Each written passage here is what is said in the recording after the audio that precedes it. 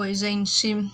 Hoje vamos estar falando sobre o absolutismo, que foi um sistema político da Idade Moderna, seus desdobramentos, né, no contexto aí da Europa, suas influências como prática e política econômica, e tudo o que ele representa nesse momento do contexto, principalmente da Europa Ocidental.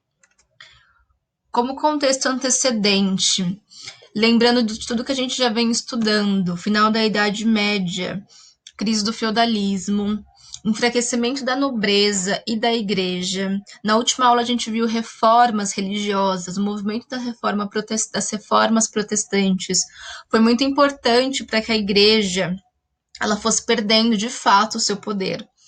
E aí a gente viu o caráter nacionalista das próprias reformas, né? E isso foi muito importante para a centralização dos poderes do rei com relação aos reformistas. No caso do Martinho Lutero, a gente viu, né, a nobreza junto com ele, na João Calvino, a burguesia, na Inglaterra, o próprio representante, o próprio rei que comandava a igreja com a reforma anglicana. Além disso, o enfraquecimento da nobreza também vai se dar a partir das revoltas que a gente viu principalmente no começo do século XIV, as revoltas camponesas, jaquerris, e todo esse momento de instabilidade na Europa, de crise do século XIV, crise do século XV. Então a gente tem um enfraquecimento gradativo, né, não só da igreja, como da nobreza também. Com isso, gente, com a formação das monarquias nacionais, a gente já começou a ver o processo de centralização política na figura do rei. O rei ele vai começar também a se fortalecer militarmente. A nobreza vai perder esse poder militar e o rei vai conseguir ter esse fortalecimento militar junto a ele através de financiamentos, alianças. Então a gente tem toda essa formação militar junto, aí aliada na figura do rei. A gente viu o processo de mercantilismo, né, como política econômica, mas como economia mesmo, a gente já está falando de um capitalismo primitivo. No caso, primitivo vem de primeiro, né, a primeira fase aí do capitalismo que se dá de forma comercial. Então, a gente já viu, a partir da crise do feudalismo, os renascimentos urbanos, os renascimentos culturais, o renascimento comercial, que já propiciam o início de um processo capitalista que se baseia no comércio. É por isso que o nome está capitalismo comercial, primitivo, porque vem de primeiro. O capitalismo ele vai sofrer modificações, né, conforme for passando os anos. Hoje, se não me engano, a gente está vivendo uma fase do capitalismo financeiro, que é através dos bancos, mas nessa base aqui, né, nesse início do capitalismo, ele começa no comércio, que é o que mobiliza a sua reprodução e a sua aplicação na sociedade. Estamos falando da Idade Moderna. A Idade Moderna começa, basicamente, no final da Guerra dos 100 Anos. E a Idade Moderna ela vai do século XV ao século XVIII. É o século, gente, de consolidação, de formação e do apogeu, né, do absolutismo. Então, a gente tem o início, né, o início dos processos formativos, a gente vai ver o seu apogeu, e depois a gente vai ver como que se deu o seu declínio, e isso vai do século XV ao século XVIII, na Idade Moderna.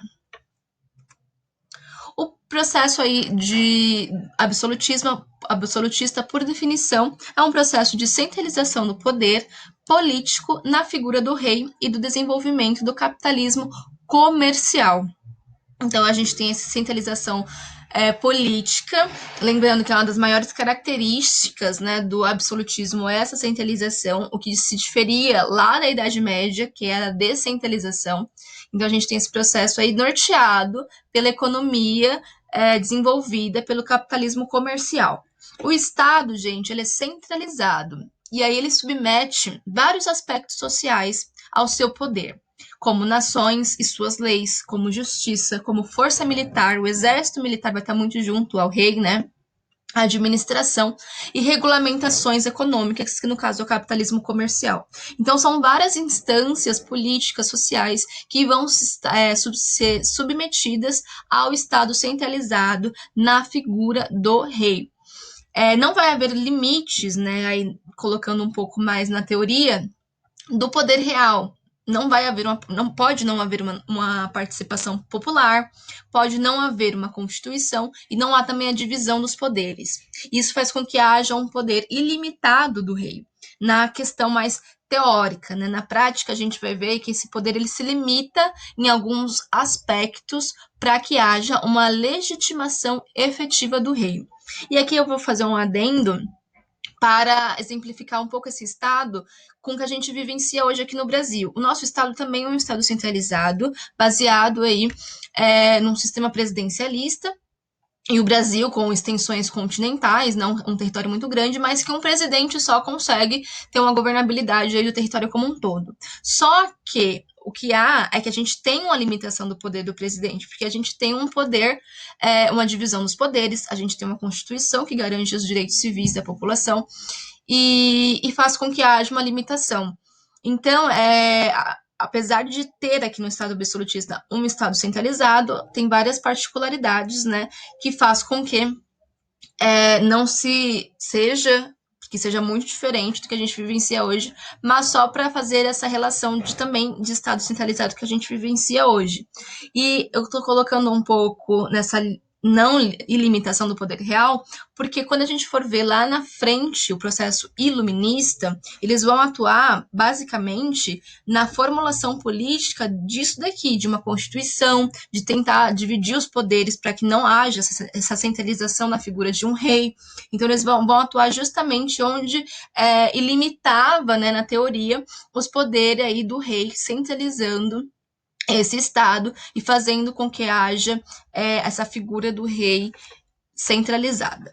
Então, eu falei que na prática haverá alguns limites dessa atuação ilimitada, que vai ser nos aspectos da religião e dos costumes da época. Então, o rei, na teoria, ele tem essa limitação do poder, mas ele, na prática, ele vai se adequar aos princípios da religião e dos costumes, porque são essas duas instâncias que vão garantir a sua legitimidade de fato, né, configurando num poder hegemônico. Então é muito importante que ele, né, tente se adequar minimamente à religião e aos costumes, mas lembrando que ele está acima da religião e da igreja. Ele é o poder hegemônico nesse momento.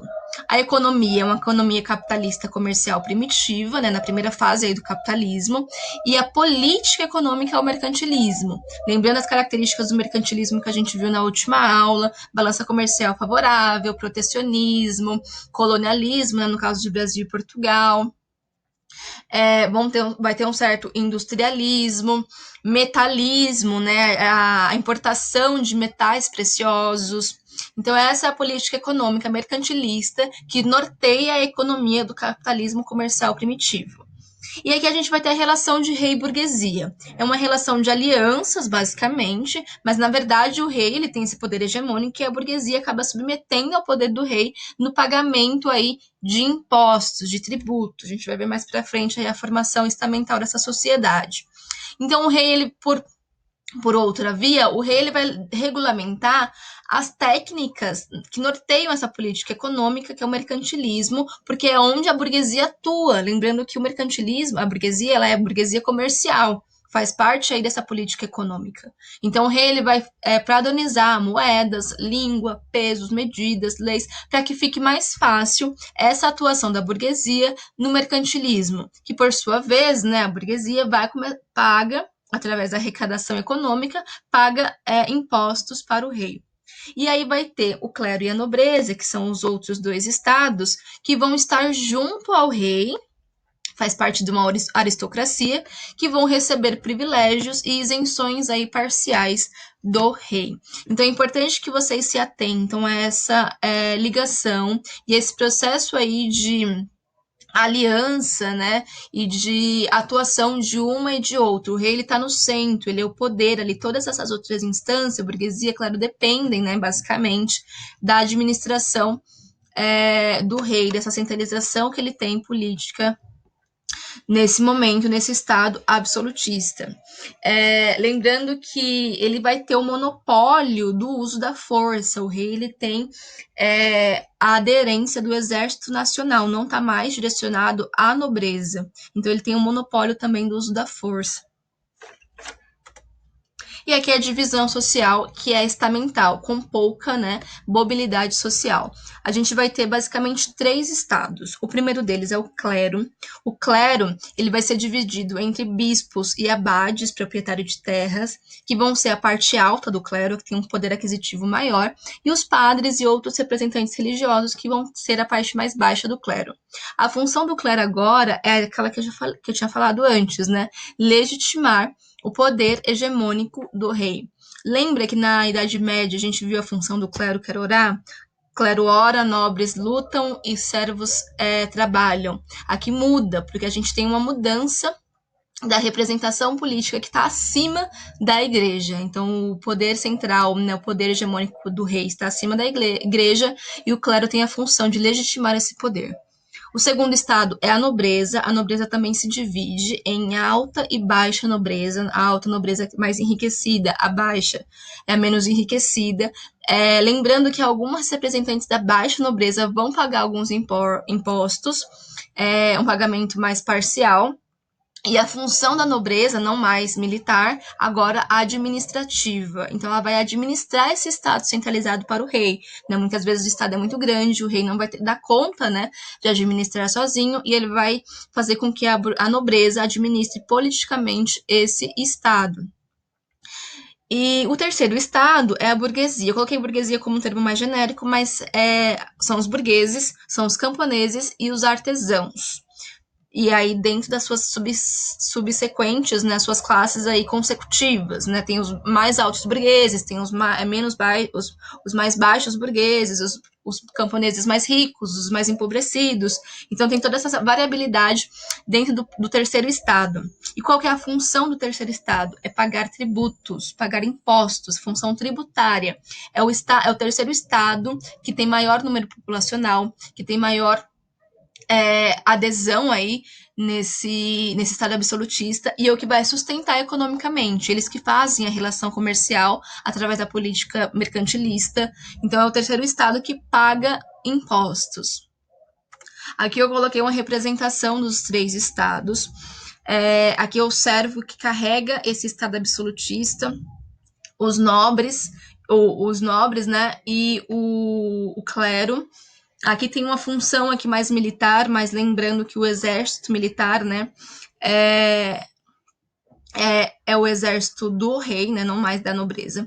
Então aqui basicamente tem o primeiro e o terceiro estado, né, colocando aí de uma forma mais apresentável, e o terceiro estado, que são os burgueses, camponeses, artesãos, o povo, basicamente, que está carregando aí esse estado absolutista. Então, basicamente, gente, o primeiro e o segundo estado, clero e nobreza, fazem parte da aristocracia, e sua principal característica são os privilégios. Então, essas classes, esses estados, eles se mantêm através dos privilégios que possuem aí o estado absolutista.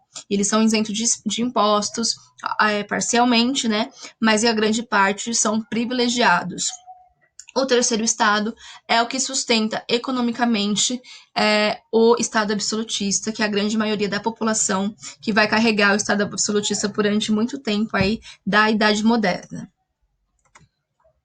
A gente viu um pouco também da relação do mercantilismo. Aqui a gente vai ver características particulares do mercantilismo no contexto aí de absolutismo, as características gerais que a gente viu na última aula, a intervenção do Estado, então esse Estado é centralizado, baseado no poder hegemônico do rei, e ele intervém nessa economia, essa economia do capitalismo comercial primitivo. Balança comercial favorável, você tem que exportar mais do que importar, metalismo, colonialismo. Então, essas são as características gerais, e cada localidade, Portugal, Espanha, França, vão ter características particulares. A de Portugal vai ser a exploração econômica, né, baseado aí na colônia. Então a gente vai ter uma exploração colonial, no caso do Brasil, né, que vai ser complementar, vai ser o complemento da economia portuguesa. E qual que vai ser a base dessa exploração colonial? Isso vocês veem em História do Brasil, é o plantation, vocês lembram? Monocultura, escravismo e latifúndio. Então a base aí mercantilista em Portugal vai ser o colonialismo, que é a exploração colonial, baseada no plantation. Na Espanha também vai ser a exploração colonial, porque a Espanha foi metrópole, né? Das regiões aqui da América Central e América do Sul.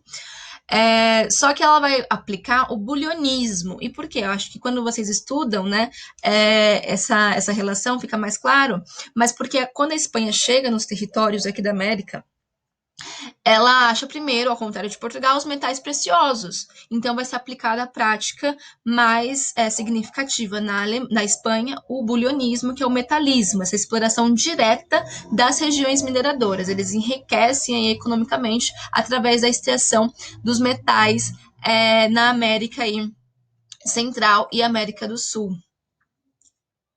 Bulionismo.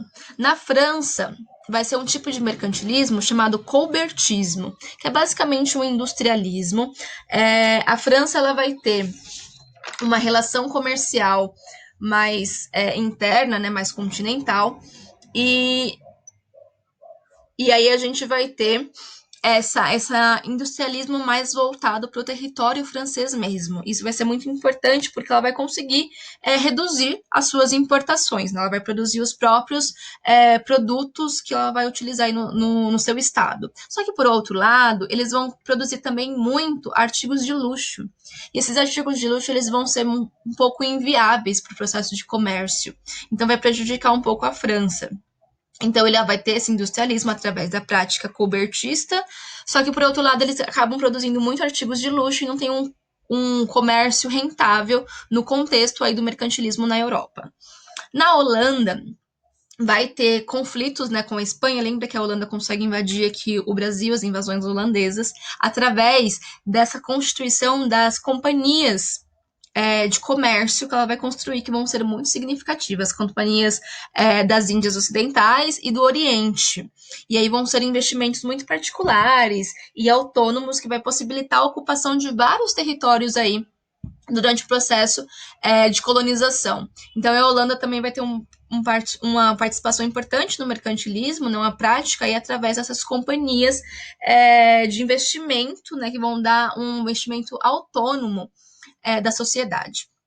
Já a Inglaterra vai se direcionar para o investimento da marinha. Depois a Inglaterra vai ser a rainha dos mares, né? Vai ter a maior frota aí, marítima do contexto europeu. Mas é no governo Elizabeth I que já começa esse investimento da marinha. E ele começa de forma pirateada, são atos mesmo de pirataria, que vão possibilitar vários saques em vários territórios, mas que vai favorecer esse investimento.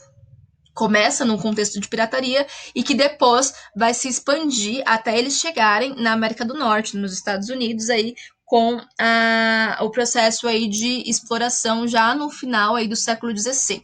Quando a gente for ver a independência dos Estados Unidos, a gente vai falar um pouquinho disso também. Então foram esses processos, gente, de mercantilismo, lembrando de toda essa formação, isso que aconteceu, né, durante a Idade Moderna, nos estados absolutistas. Nas próximas aulas a gente vai ver os teóricos que formularam isso, e depois o absolutismo em cada região, absolutismo na França, na Inglaterra, como que se deu aí em cada região. Lembrando da formação desse Estado absolutista, da centralização do poder do rei como poder hegemônico, dos 3 estados, o primeiro estado clero, o segundo nobreza, o terceiro burguesia, é a burguesia que paga impostos, é a burguesia que sustenta esse estado absolutista economicamente, os outros 2 estados são privilegiados, entendendo, gente, essa dinâmica, né, de funcionamento aí do estado absolutista, fica mais fácil entender depois como que vai se dar o seu declínio e como que esse terceiro estado vai se mobilizar contra toda essa estrutura que foi formada pelo Estado absolutista. Certo, gente? Bons estudos para vocês. Até uma próxima.